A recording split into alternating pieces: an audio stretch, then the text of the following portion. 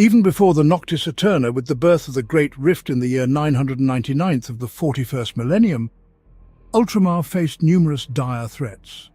Tendrils of several Tyrannid hive fleets inexorably drifted towards Guilliman's realm.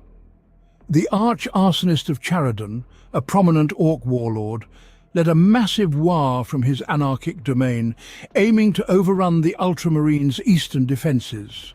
The most formidable threat, however, came from the Dark Servants of Chaos. A vast horde of traitors, renegades, mutants and madmen, led by the foul demon Prince Makar the Reborn, fell upon Ultramar during the invasion of Ultramar. Then came the Noctis Eterna, bringing wave after wave of demon-filled warp storms. In the wake of these disasters, some of Nurgle's greatest servants, the Chaos God of Plagues and Decay, attacked the Ultramarines' stellar realm, seeking to corrupt its bucolic beauty. The Plague Wars, as they became known, saw some of the greatest battles the Imperium had ever endured, with every inhabited planet of Ultramar suffering staggering casualties. There is some debate among Imperial circles regarding the precise start of the Plague Wars, or the specific war zones they encompass.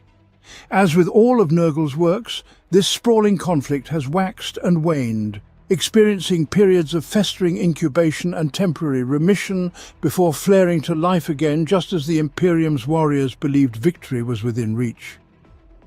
The origins of the Plague Wars are also debated by the historiators of Ultramar, with some accounts claiming hostilities began even before the Great Rift split the stars. Regardless of the truth, it is known that the Plague Wars, as understood by the Imperium, have stretched across not only Ultramar, where Nurgle's forces have repeatedly assailed Guilliman's sons, but also the star systems to the north of the Ultramarines' realm, now known as the Scourge Stars. In these formerly prosperous worlds, diseases such as the crawling pustulence, eye rot, the plague that walks, and the oozing pox erupted in riotous profusion after the Great Rift opened. Imperial defense lines were overrun by wave upon wave of trudging plague demons and fanatical cultists. Corrupt demagogues spewed filth and falsehoods, leading defense regiments to turn on their comrades and join the pestilent throng. Everywhere, the droning tally of misery was felt. Corpse mountains burned as Imperial authorities struggled in vain to stem the tide of corruption drowning their worlds until each planet fell wholly into the grip of Grandfather Nurgle. These pox-riddled systems became staging posts for Mortarion Demon Primarch of the Death Guard for his invasion of Ultramar. From here, he launched initial veiled sorties before commencing his final offensive. The Plague Wars also include the conflict known as the War of Flies, a stop-start war of attrition fought by the Death Guard and their allies against Ultramar's worlds in the wake of the Noctis Eterna. From Talisa to Iax, Circe to Laphis, the Plague Marines launched their strikes. Some were squad-level actions to seed contaminants onto loyalist worlds or enact ritual sacrifices to destabilize Imperial defenses. Others were full-blown offensives by entire vectoriums of Death Guard warriors, intended to erode Ultramar's defenses and spread destruction and dismay. Against these actions, the Ultramarines stood strong, rallying swiftly to battle Nurgle's minions wherever they appeared. Often outnumbered, and typically fighting alongside beleaguered battalions of the Ultramar Defense Auxilia, Guilliman's scions repelled one attack after another, burning out the corruption of chaos wherever they found it. Macragge, the capital world, saw fighting across its bleak rocky uplands and populated cities. The Ultramarines' sprawling fortress monastery, including the shrine where Roboute Guilliman had lain in stasis for over 10 millennia, came under concerted attack. The Bubonicus legions, led by the favoured Great Unclean One, Kugath Plaguefather, seized the nearby Tartella system before descending upon Iax, a garden world rich with life. The Espandor system suffered beneath the creeping doom offensive of Mortarion and the Death Guard forces. On Parmenio, a great armoured battle took place, and throughout the subsector a naval battle raged, with defensive battle stations engaged by a plague fleet led by the Death Guard Lord Typhus. Even the disciplined tactics and heroic sacrifices of the defenders were only enough to stave off defeat. Nurgle's followers pushed their befouling offensive forward, contaminating everything they touched. Breaking apart his Indomitus crusade after over a Terran century of combat, To stabilize the Imperium, Robuta Guilliman returned to aid his home system. Seeing his only chance lay in seizing the initiative, the Primarch masterminded a brilliant campaign known as the Spear of Ispandor. Rapid counterstrikes and daring boarding actions clawed back many of the enemy's gains. Where the disparate Chaos armies fought separately, the defenders of Ultramar supported each other in every way, allowing Guilliman to reverse the course of the war and put Nurgle's commanders on the defensive. Utilizing their superior numbers, the Chaos forces amassed for a final confrontation on IAX. They fought to a standstill, with Guilliman countering every ploy. Ultimately, the Chaos forces escaped under the cover of a massive virus bomb. With little time to spare, for the galaxy remained riven with war, the Lord Commander of the Imperium organized the rebuilding of Ultramar, beginning with the defense networks, before leaving once more at the head of a retributive strike force. The Ultramarines are justifiably proud of their long history, a glorious past replete with unmatched battle honors. For 10,000 Terran years, their valor and loyalty have remained impeccable. The sons of Guilliman are equally proud of their stellar realm, for Ultramar is a gem of civilization nestled in a savage galaxy of tyranny and harsh repression. First pacification of Luna. This early Imperial campaign marked the first operation by elements of the nascent Space Marine legions beyond Terra's skies. While the Unification Wars continued to rage across mankind's birthworld, Luna stood as the bastion of a conglomeration of resurrectionist gene cults.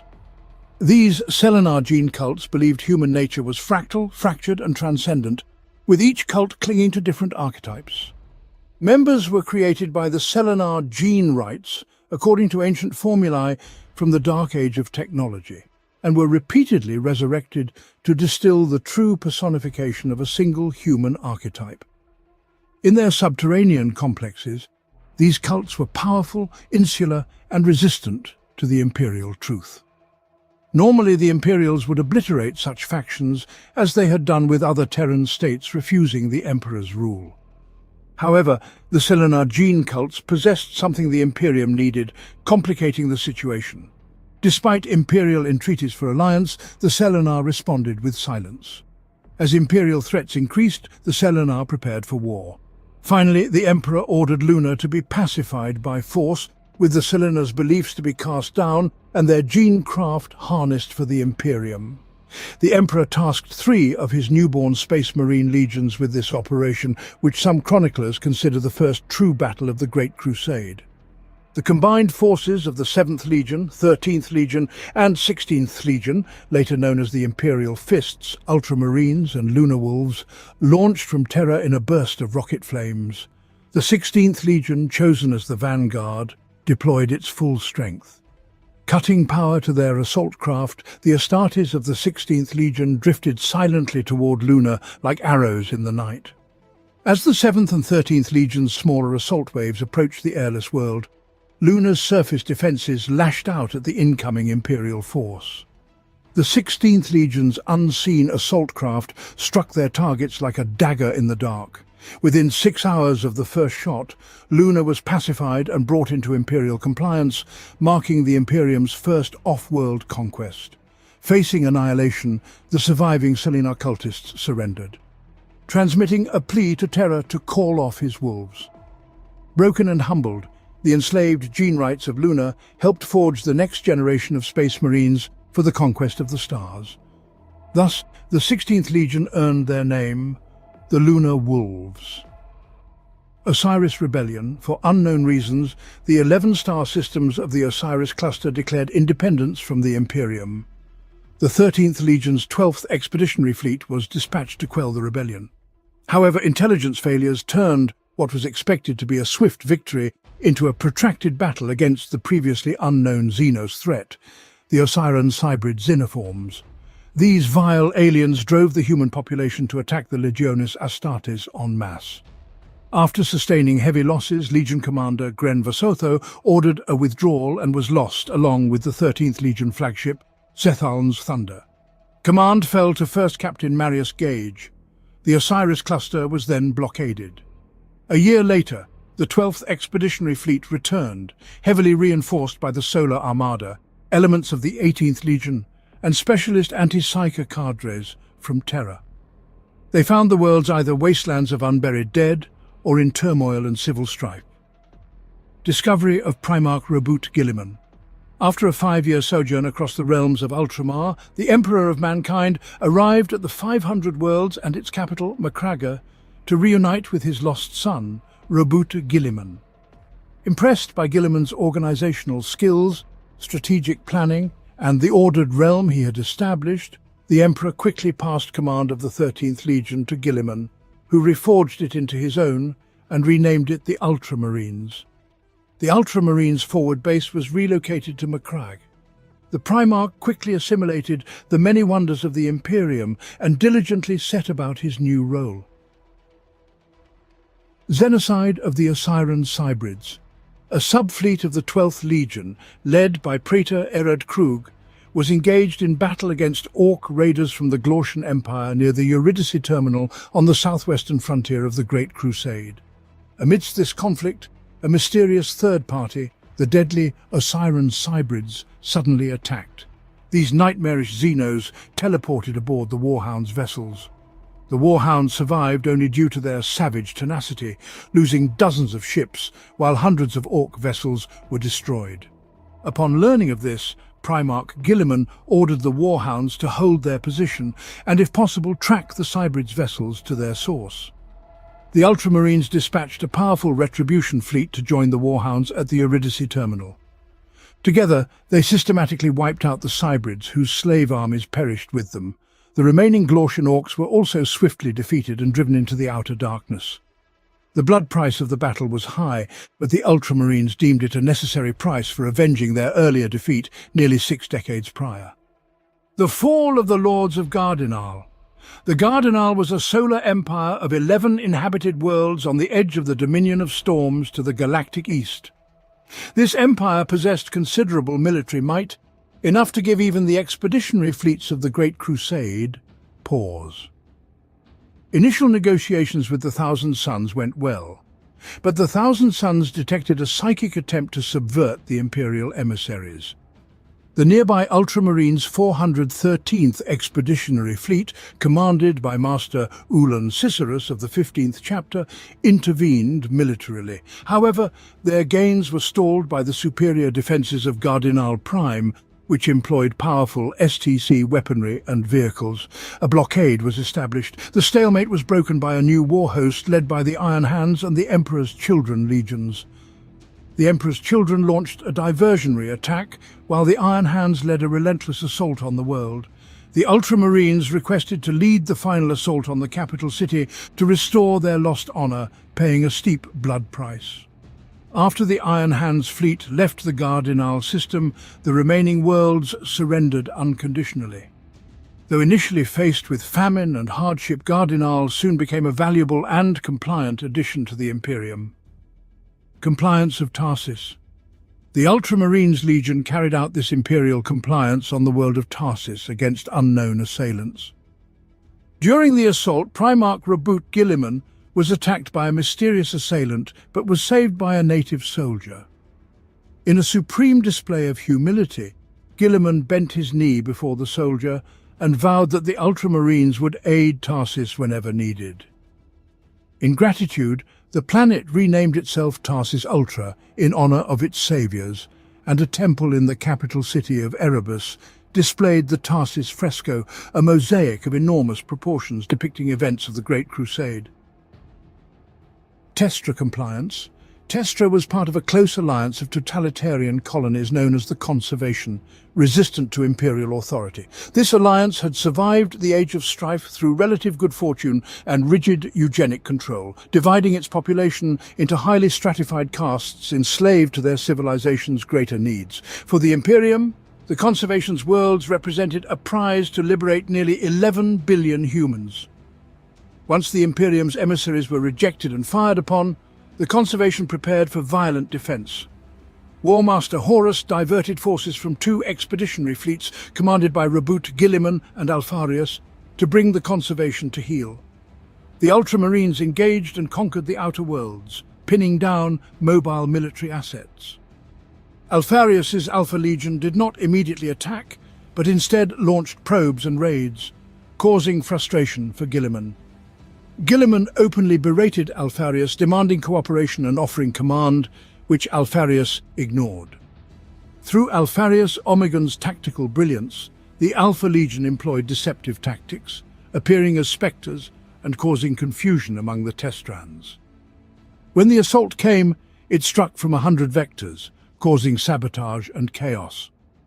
Alpha Legion forces infiltrated the capital city, causing mayhem. The Testran commanders were unable to redeploy their forces, leading to anarchy and collapse. The battle was short-lived, with Alpha Legion withdrawing, leaving behind destruction. The Testra Prime's population suffered greatly, with an estimated 90% perishing. The rest of the planets capitulated within days. Alpharius's conduct invited censure, especially from Guilliman, who declared the Alpha Legion's tactics dishonorable. Horus praised Alpharius, but the Ultramarines would not serve directly alongside the Alpha Legion for the rest of the Great Crusade. Victories beyond count.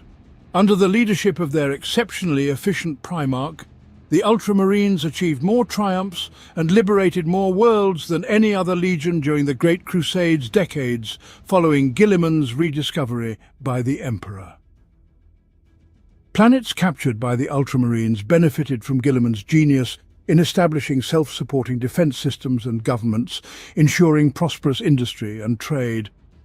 Raising of Monarchia, nearly 6 decades after being brought into imperial compliance and 43 years before the Horus Heresy. The 13th Legion, the Ultramarines, utterly destroyed the city of Monarchia on Kur by the Emperor's order. This act served as a severe lesson to Primarch Lorgar and his word-bearers Legion that violations of the imperial truth through religious faith and idolatry would not be tolerated. The destruction of the perfect city crushed Lorgar's morale and led his space marines to seek new gods, ultimately turning to the ruinous powers of chaos. Ultramar Crusade. The Ultramar Crusade was a massive imperial assault on the Orc Empire of Overlord Urlak Uruk, the largest greenskin empire encountered at that time. The Crusade deployed 100,000 space marines from various legions, including the Ultramarines, 8 million Imperial Army troops, and thousands of Imperial starships. The Ultramar Crusade marked the peak of the Great Crusade's effort to reunite humanity's scattered colony worlds. Following the Orcs' defeat, the Emperor returned to Terra to work on his project to open the Elder Webway for mankind. In his absence, he appointed Primarch Horus Lupercal as Imperial War Master, granting him command over all Primarchs and expeditionary fleets. Council of Nicaea. During the Great Crusade, there was growing concern about the use of psychic abilities. Many worlds conquered by the Imperium were found to be under the sway of mysterious powers and sorcerers. These powers were similar to those used by the Thousand Sons Legion, led by Primarch Magnus the Red, who faced criticism from fellow legions for their sorcery. The schism grew so severe that the Emperor called an imperial conclave on Nicaea to resolve the issue. The Council of Nicaea aimed to determine whether psychic sorcery was a boon or a grave danger to mankind and the Imperium. The Council also served as the trial of Magnus the Red, accused of sorcery and introducing such practices to the legions through the librarians. Ultimately, the Emperor allowed psychers in the Imperium, but restricted their use under centralized control, banning unrestricted psychic abilities defined as sorcery. Despite efforts by several legions' chief librarians, including the Ultramarine Promus, the use of librarians in the Legiones Astartes was banned. Magnus and his Thousand Sons continued studying such powers in secret on Prospero, leading to their damnation by the ruinous powers during the Horus Heresy. Pacification of Arcanath. Captain Hector, commanding 500 battle brothers, fought to bring enlightenment to the galaxy by repatriating lost human colonies and defeating the Vectorities of Arcanath, an alien overmind enslaving the human populace. Hector's forces shattered the Vectorities' yoke, and the liberated humans gladly pledged fealty to the Imperium. Hector's ship, the Fist of Macragge, prevailed in a brutal ship-to-ship action. After the war, Hector and his battle brothers were summoned to the Viridian system and Ultramar for a massive joint extermination campaign with the Word-Bearers against the Gazlak Xinahold. On Calth, Lorgar launched a surprise attack on the Ultramarines, known as the Calth Atrocity, attempting to annihilate them. The Fist of Macragge was obliterated by the Word-Bearers' warship Furious Abyss, while en route to Calth. Cleansing of Arigatar. The Ultramarines, Sons of Horus, and World Eaters legions jointly carried out this Imperial compliance action on Arigatar, a technologically advanced world isolated for centuries. When Imperial envoys were executed, the Warmaster Horus led the pacification effort. Most of the planet was quickly conquered, except for a heavily defended fortress.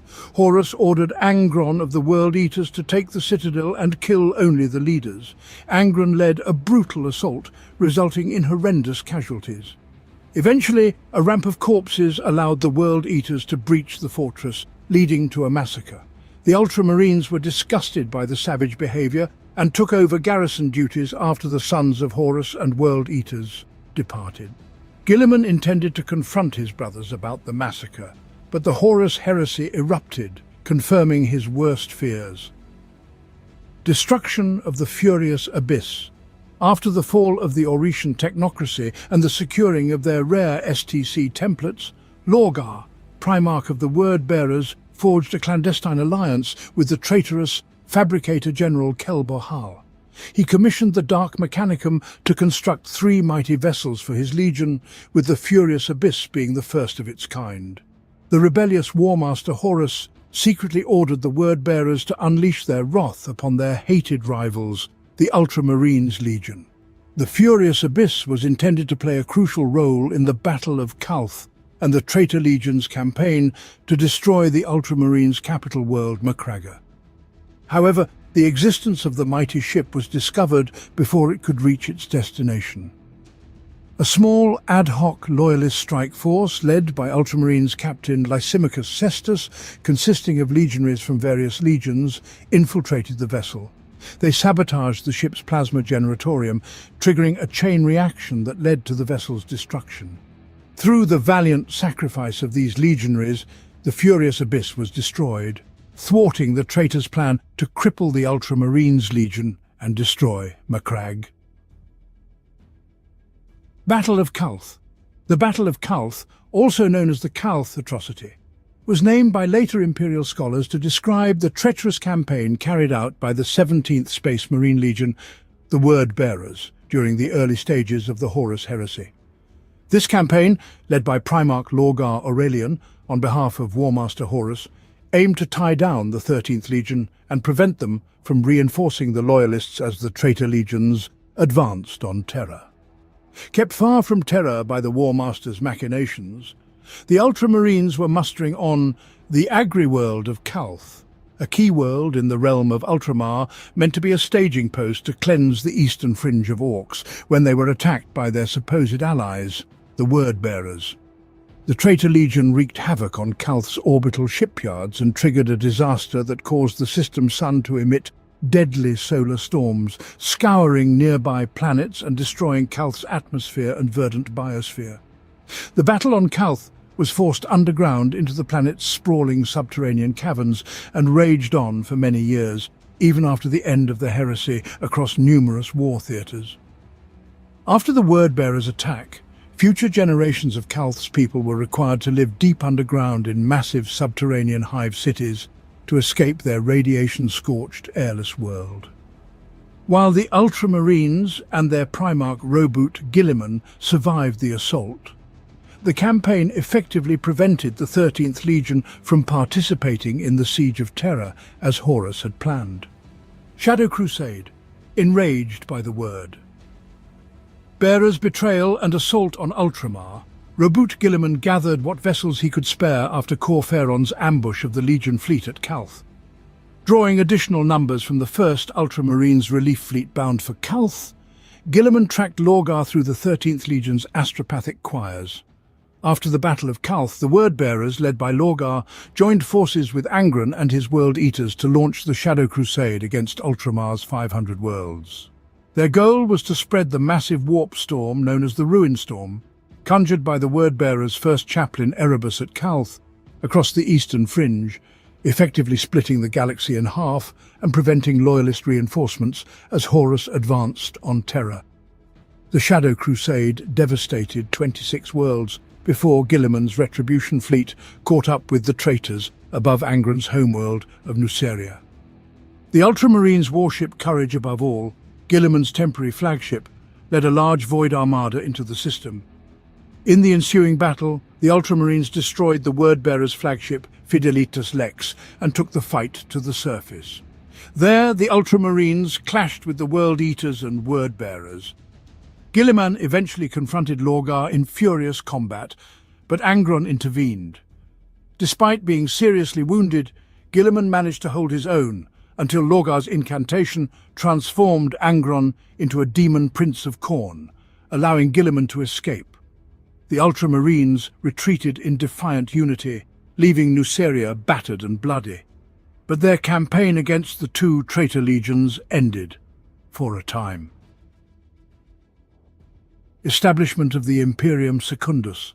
With the Imperium severed in two by the ruin storm, the light of the Astronomicon was no longer visible from Ultramar, and no word from the Emperor had been heard for years.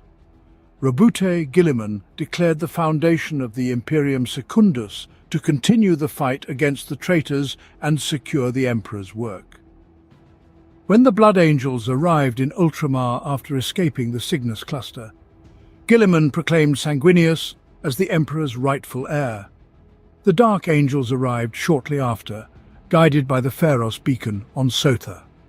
Lionel Johnson was named Lord Protector of Ultramar and Supreme Commander of its military forces, equivalent to the rank of War Master. However, the foundation of Imperium Secundus was marred by the arrival of Night Lords Primarch Conrad Kurz, who rampaged across Macragge.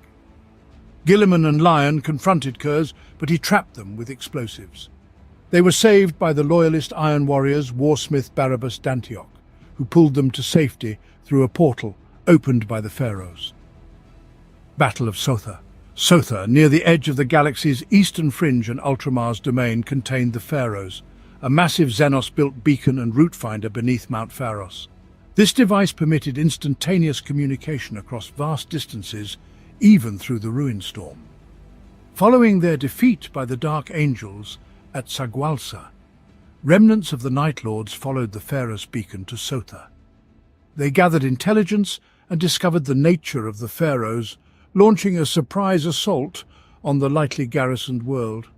In the ensuing battle, Warsmith Barabbas d'Antioch sacrificed himself by overloading the Pharaohs, preventing the Night Lords from using its powerful empathic abilities.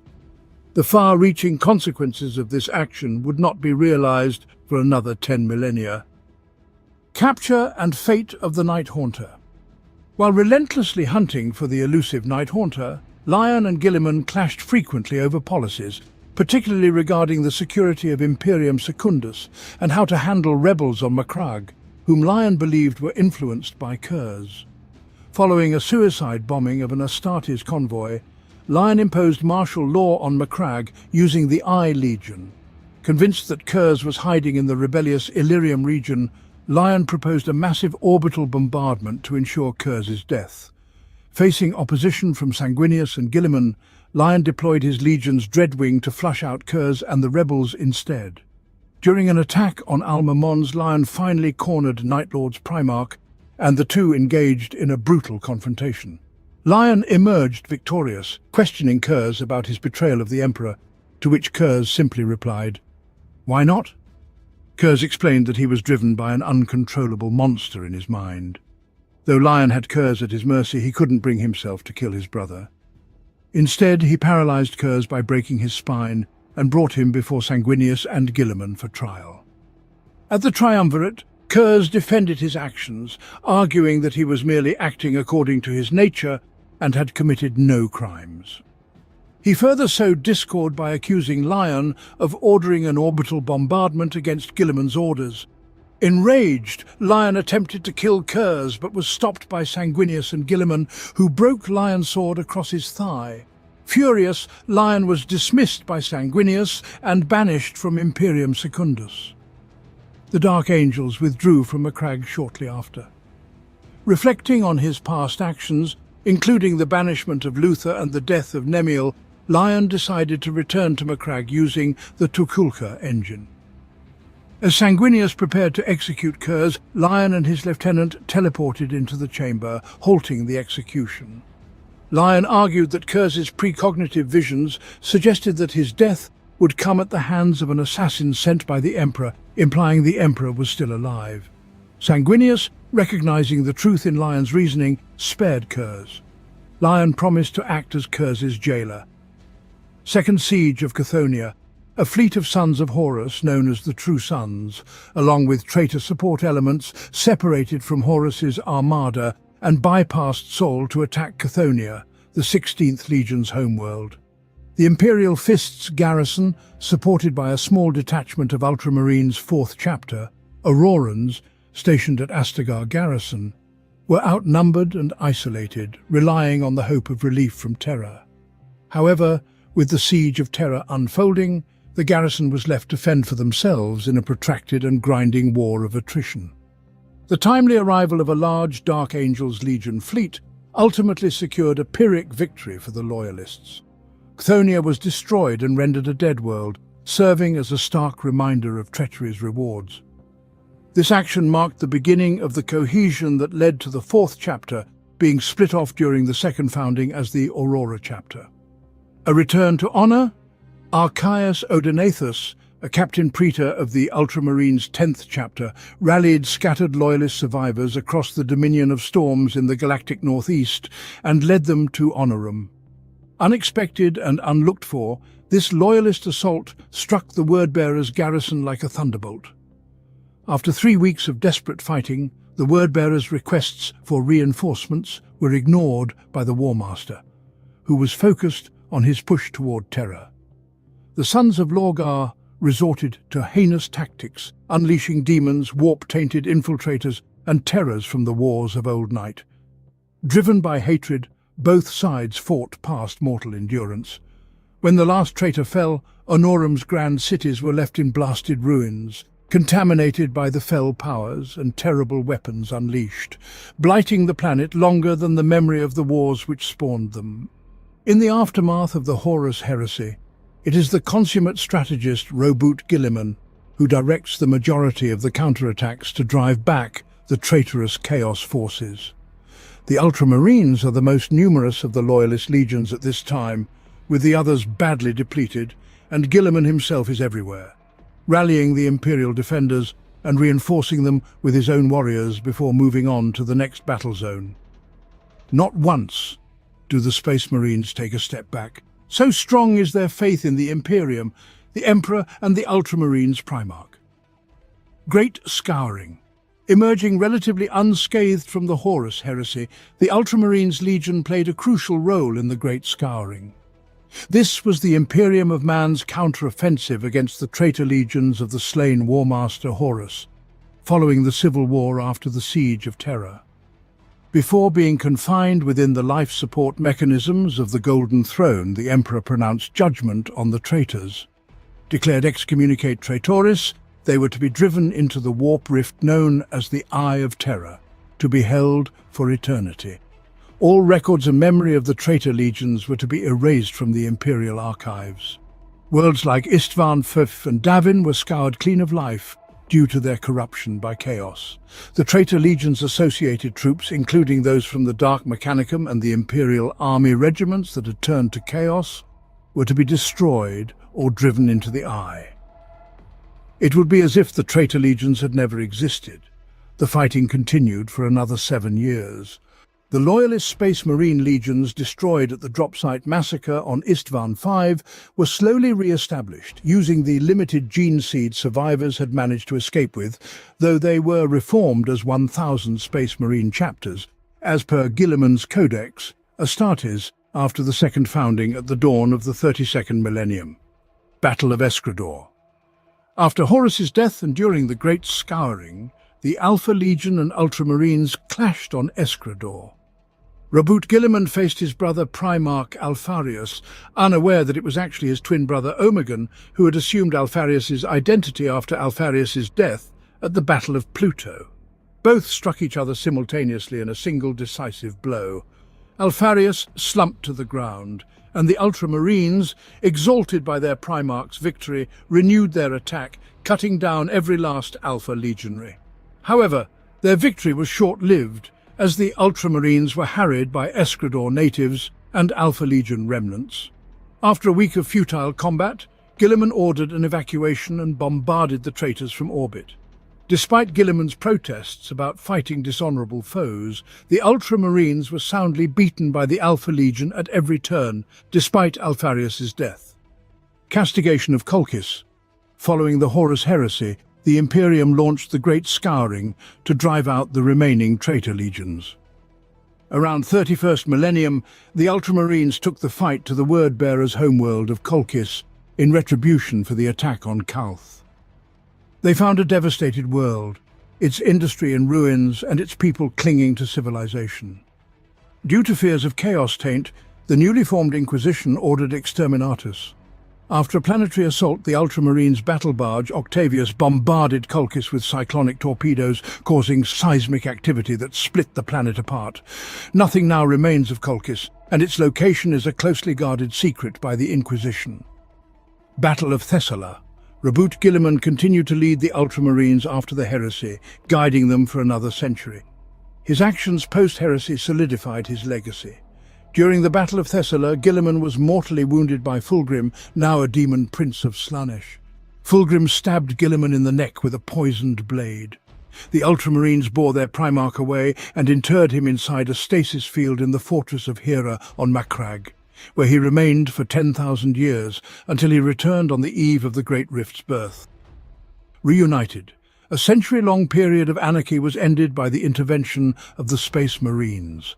Agnathio, chapter master of the Ultramarines, united over 50 Space Marine chapters and arrived on Terra. Agnathio held a closed council with the squabbling noble rulers of Terra. What was said remains unknown, but when the Space Marine fleets returned to their homeworlds, the High Lords of Terra were restored, and unity was re-established in the Imperium. Expansion of Ultramar. During the civil unrest of the Nova Terra interregnum that spread from the Segmentum Pacificus in the 34th millennium, the Ultima Segmentum, including Ultramar, remained largely unaffected. Although the Ultramarines constantly waged war during this period, the realm of Ultramar continued to grow in strength and stature. Largely free from the Ecclesiarchy's tightening grip, which affected most of mankind's worlds, and guided by Guilliman's teachings of rational thought over superstition, Ultramar was spared much of the turmoil and civil war plaguing the Imperium. Ninth Black Crusade and the Corellia Relief. The Ninth Black Crusade, led by the notorious Chaos champion Abaddon the Despoiler and his Black Legion, erupted from the Eye of Terror in the year 537 of the 38th millennium. During this period, the Lamenters chapter, along with other crusading chapters, was recalled by the High Lords of Terror to counter the rising threat of Chaos incursions. However, the Lamenters' infamous reputation for enduring bitter reversals and dark turns of fate worked against them during the Chaos attack on the hive world of Corellia. The superstition-bound Mortifactors chapter refused to fight alongside the Lamenters, abandoning the planet rather than serving beside them.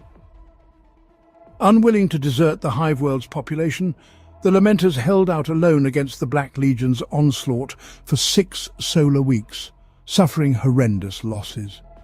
Eventually, the Ultramarines and White Scars led a battle group that broke through the Chaos war fleet to relieve Corellia. Reduced to barely 200 surviving battle brothers by their sacrifice, the Lamenters were deemed lost when their fleet disappeared in a warp storm soon afterward, only to reappear more than a standard century later on the edge of the Segmentum Solar, having slowly battled their way back from the outer void. During retaliation, while en route to participate in the Gothic War, the Astra Militarum battle group, known as the 15th Heraclean Ironclads, betrayed their commissariat detachment and went renegade, becoming Traitoris Militarum. And investigations revealed the corrupting influence of the Drukhari, who had ensnared General Jorun and his command structure. Under the traitor General Jorun, The renegade force, including an attached former Navis Imperialis battle fleet, raided numerous planets, enslaving populations for their Xenos masters. To counter this threat, the full Howling Griffins chapter led a strike force, supported by the Ultramarines and Sons of Aura chapters, in a campaign known as the Joran Retaliation. The Traitoris Militarum was intercepted during a landing on the feral world of Asturia. Unprepared for the fierce counter-assault, over 5,000 Traitoris Militarum were killed in the first hour, torn apart at their landing zones before their heavy armor could be deployed. General Joran met his end at the hands of Howling Griffin's chaplain Armand Titus. With their leader dead and their Xenos allies deserting, the traitors' morale collapsed. The disordered Heracleans were ruthlessly hunted down and eliminated within 6 solar hours of the battle's start. Battle of Macragge. The Tyranids entered the galaxy, marking the beginning of the Tyrannic Wars. Hive Fleet Behemoth spearheaded a massive Tyranid invasion force into Imperial space, progressing swiftly towards the realm of Ultramar. Upon learning of this threat, Chapter Master Marnius Calgar swiftly devised plans to halt the Hive Fleet at Macragge, preventing further encroachment into Ultramar or deeper into the Imperium. Declaring Macragge the star system most immediately threatened, Calgar ordered its defences to be bolstered. Weeks later, the vanguard vessels of the Tyranid fleet attacked Macragge. After an Imperial battleship sacrificed itself to create a warp vortex that destroyed most of the Hive fleet, Calgar's remaining ships returned to Macragge to save the besieged polar garrisons. With the situation critical, Calgar sent the 3rd and 7th Ultramarines companies ahead on fast-strike cruisers, while his damaged ships limped back. Despite heavy losses inflicted on the Tyranid fleet by orbital and polar defense grids, many Tyranid organisms reached the planet's surface. The swarm swept across Macragge with the fiercest fighting at the northern polar defense installations. Despite the Ultramarines' ability to destroy the Tyranid bioships, they suffered horrific casualties. Calgar led the 3rd Company against the Tyranid hordes, but the entire elite 1st Company was wiped out, protecting the Northern Pole's defense grid. The 3rd and 7th Companies were also severely diminished. It would take years for the chapter to recover from the Battle of Macragge, but they would eventually rebuild. Strife in the darkness. After the attack of Hive Fleet Behemoth, Calth's underground tunnels became infested with Tyranid burrower organisms. Fearing these creatures could remain a blight for decades, the Ultramarines mobilized several siegebreaker cohorts to combat them. Using omniscopes to detect the vibrations of the burrowing beasts, Centurion sergeants and their men used siege drills to carve into the Tyranid tunnels. The ensuing battles were ugly and claustrophobic, often fought in total darkness. It took nearly 2 years before the Centurions returned to normal service, but the burrower beasts were believed to be eradicated. Forgoil Campaign Wah! Gutshredder rampaged through the Forgoil system, leading Marnius Calgar to deploy 3 companies to assist the Forgoil planetary defense forces. Within 3 weeks, the Ultramarines destroyed the teleporter ships and stomper factories, fueling Wah! Gutshredder. In the final battle, Calgar and his Terminator-armored retinue boarded and destroyed Gutshredder's flagship, Dar Super Destructor. Luxor Uprising. An Alpha Legion-inspired uprising among the indentured workers of Luxor threatened the supply of war material across the northern Ultima Segmentum. The Ultramarines launched a counter-invasion, decimated the rebels, and cornered the Chaos Space Marines at the capital starport.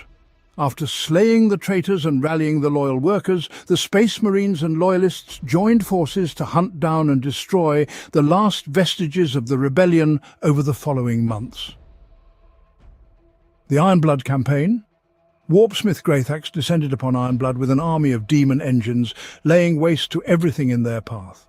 They were met in open battle by several Imperial Guard tank regiments and over 100 Ultramarines main battle tanks under Brother Sergeant Antaro Cronus. The battle lasted 3 days, with enough ordnance expended to flatten several cities. The last Warpforge machine was finally destroyed, leaving over 1,000 wrecks and creating a tank graveyard visible from orbit. Battle for Black Reach. Wah! Zanzag invades the hive world of Black Reach.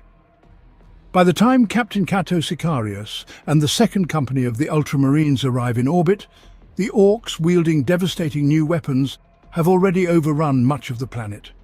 Sicarius and his battle brothers immediately deploy to reinforce Gospara, the besieged capital hive city of Black Reach.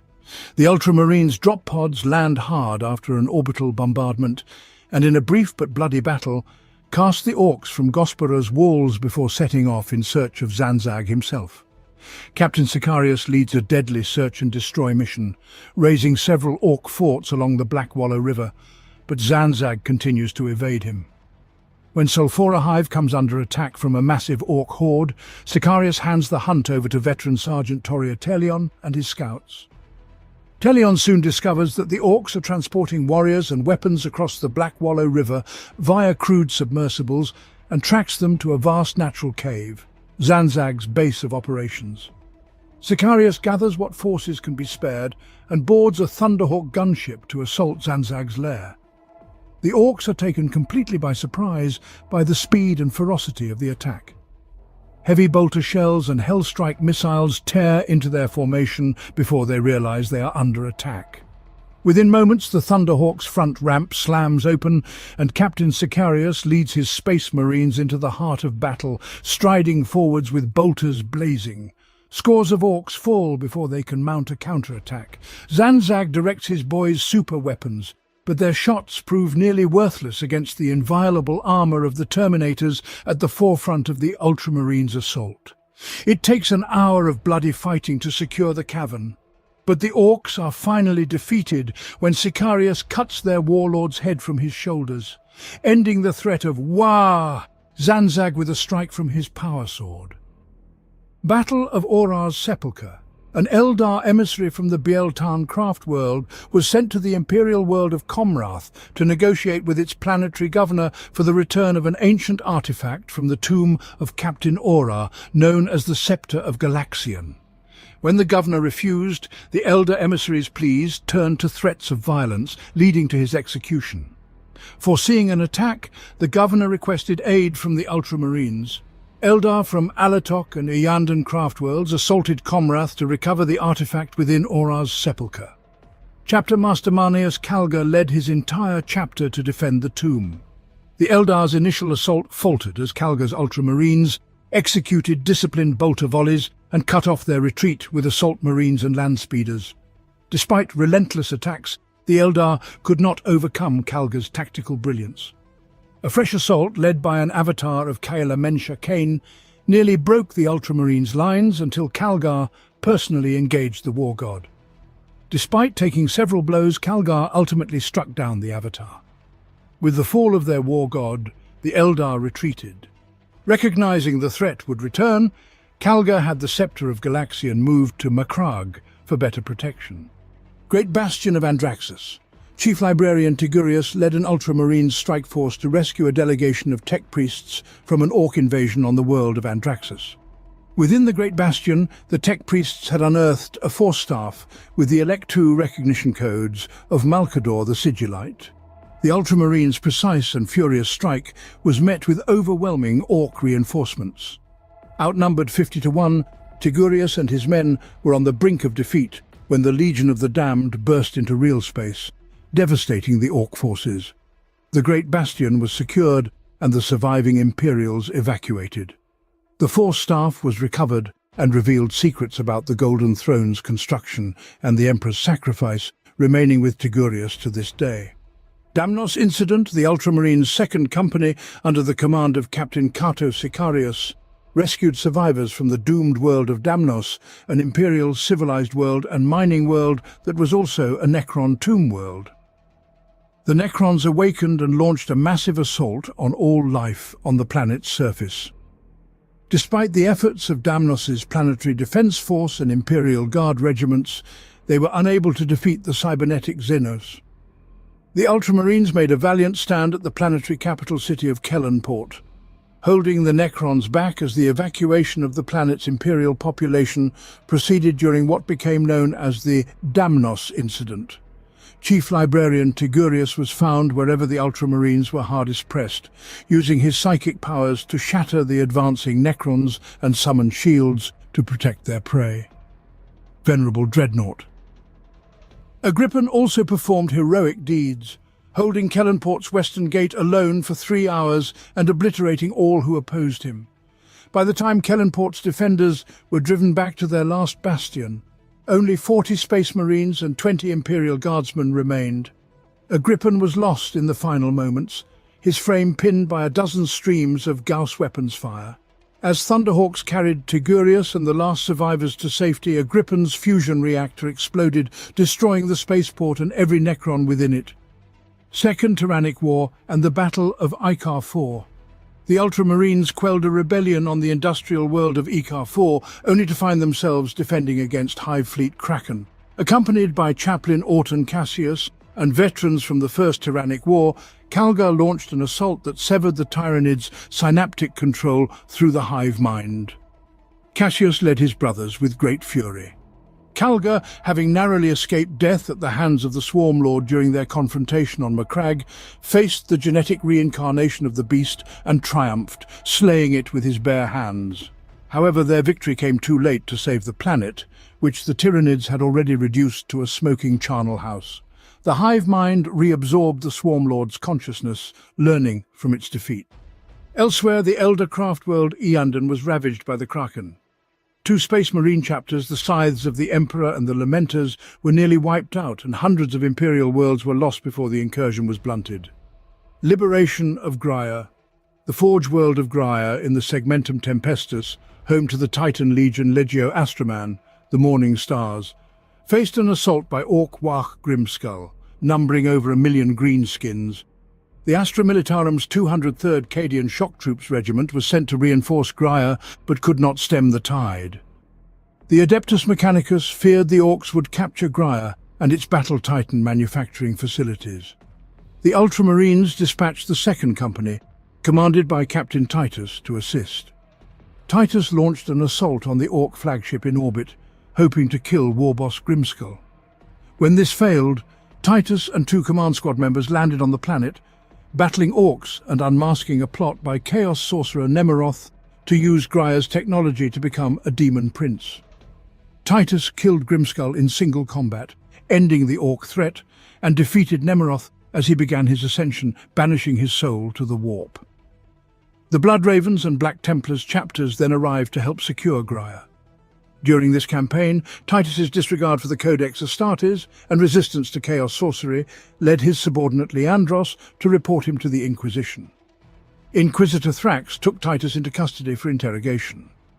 This event took place in an alternate timeline where Titus, not Cato Sicarius, was the 2nd Company's captain. Second Battle of Damnos.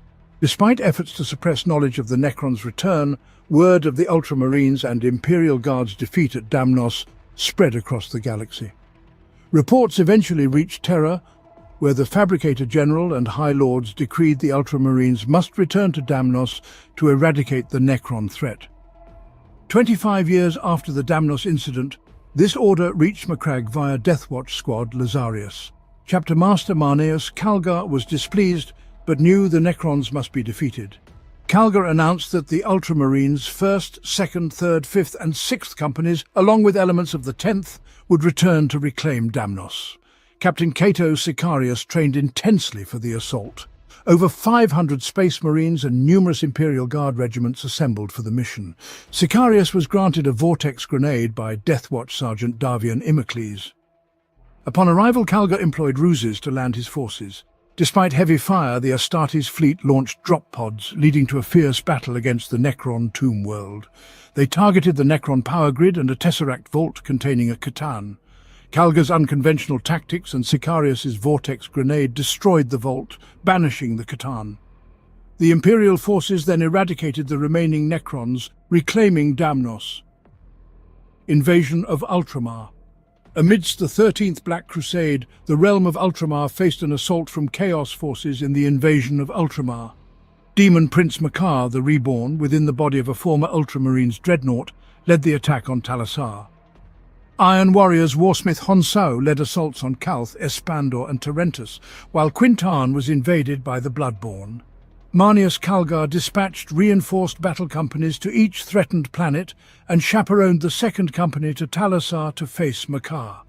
Calgar destroyed Makar permanently. Successor chapters sent aid, proving the strong bonds of honor among Guilliman's sons. Ultramar Campaign. During the Ultramar campaign of the 13th Black Crusade, strange events, the arrival of Archimagos Dominus Belisarius Call, and a cryptic alliance with a mysterious Eldari faction known as the Inari, lead to the awakening of the Ultramarines Primarch, Robut Guilliman, from his millennia-long slumber in a stasis chamber in the fortress of Hira on Macragge. Guilliman immediately faces battle as Chaos forces led by the Black Legion and Abaddon the Despoiler attempt to prevent his return. Despite this, Guilliman and the Ultramarines successfully repel the Despoiler's forces, even as Nurgle's servants begin to infest Ultramar. Determined to return to Terra despite the growing instability in the warp, Guilliman departs Macragge with a fleet of supporters to stand before the Emperor once more. Terran Crusade. Robut Guilliman's journey to Terra is fraught with obstacles, including multiple attempts by his brother, Demon Primarch Magnus, the Red of the Thousand Suns, to derail his path. These attempts lead to a detour into the Maelstrom Warp Rift and a battle on Luna's surface. Nevertheless, Guilliman arrives at the Imperial Palace on Terra with a small remnant of his original forces. After meeting his father for the first time in 10 millennia, Guilliman declares himself the Lord Commander of the Imperium and initiates the Indomitus Crusade to stabilize the Imperium and combat the forces seeking to plunge humanity into darkness. War of Beasts, guided by Chief Librarian Varro Tigurius's prophetic powers. Ultramarines chapter. Master Marneus Calgar arrives on Vigilus. He establishes a new senate to lead the planet's defense against Xenos and Chaos attacks, rallying Imperial forces against overwhelming enemies. The defenders successfully repel a concerted assault by Abaddon the Despoiler and the Black Legion, who aim to claim Vigilus and disrupt the Nakmund Gauntlet between the Imperium Nihilus and the Imperium Sanctus. Nemengast Raid. During the War of Beasts, Marneus Calgar orders Captain Sevastus Acheron to lead a force of Vanguard Space Marines, designated Strike Force Shadowspear, to the industrial world of Nemengast. They investigate the sudden silence of this strategically vital world for Vigilus's defense and discover that the Black Legion has claimed the planet, using it to produce demon engines and possessed Chaos Space Marines for Abaddon, the Despoiler's impending invasion of Vigilus. Acheron successfully halts the infernal production at the cost of most of his Vanguard Marines and manages to warn Calgar of the coming Chaos assault. Third War for Damnos. During the era Indomitus, the Necron-Saracen dynasty launched an invasion of Damnos. The beleaguered world sent out a plea for aid to the Ultramarines, who were heavily engaged in multiple major conflicts such as the Indomitus Crusade, the Plague Wars, and the War of Beasts. Despite their limited resources, the Ultramarines could not abandon Damnos after their previous sacrifices. A small strike force of Ultramarines and several regiments of the Ultramar Auxilia were dispatched. Recognizing their insufficient strength, the chapter requested assistance from allied chapters. Their call was answered by contingents from successor chapters, including the Iron Hounds, Brazen Consuls, and Libators. However, even with this combined force, they could not overcome the Saracen dynasty's relentless, numberless Necron forces arriving via tomb ships and a dolmen gate. When the Mandeville point for the Damnos system flared open, the Ultramarines feared another enemy, but were relieved to find reinforcements from the Salamanders and White Scars. Together they joined the battle to reclaim Damnos for the Emperor. Plague Wars begin. To the galactic north of Ultramar, followers of the Chaos god Nurgle established dominion in the Scourge Stars. From this corruption hub, armies of demons poured forth, accompanied by the traitorous Death Guard Legion, renegades and innumerable Chaos cultists. The War of Flies saw 3 loathsome spearheads push into Ultramar, attacking on 100 fronts and bringing unnatural pestilence. Despite their bravery, the defenders of Ultramar lost ground. Reinforcements in the form of Primaris Space Marines of the Ultima founding arrived from Terra to bolster their brethren, but could only slow the attackers. Guilliman returns to Ultramar. Across Ultramar, Imperial defenders were depleted in numerous ground campaigns, while a plague fleet systematically destroyed the realm's defense fleet and star fortresses. After over a century of campaigning to stabilize the Imperium following the opening of the Great Rift, Guilliman returned from the Indomitus Crusade. His strategic defensive maneuvers bought time to launch the Spear of Espandor counterattack. The combined plague armies were eventually fought to a standstill amidst the ruins of IAX, with the Death Guard demon Primarch Mortarion escaping under the cover of a virus bomb attack. Into the darkness. During a brief respite, Guilliman ordered the rebuilding and decontamination of Ultramar and the establishment of new procedures for creating further Ultramarines of Primaris Marine stock. However, new crusades soon called the Lord Commander of the Imperium away from Ultramar and back into the Dark Galaxy. The Vengeance Campaigns. The Ultramarines led a coalition of their successor chapters and night houses across neighboring star systems. While attempting to free 7 worlds from demonic enslavement, Chapter Master Marneus Calgar simultaneously masterminded a hit-and-run campaign to break a vast Orc force before it could reach the Forge world of Metallica. Utilizing rapid strike attacks, the Space Marines won hundreds of battles, but only managed to slow the rampaging greenskin hordes as they focused the majority of their efforts on the demonic legions. 3 of the targeted 7 planets were saved, but the bulk of the Tartella system remained under the control of demon overlords,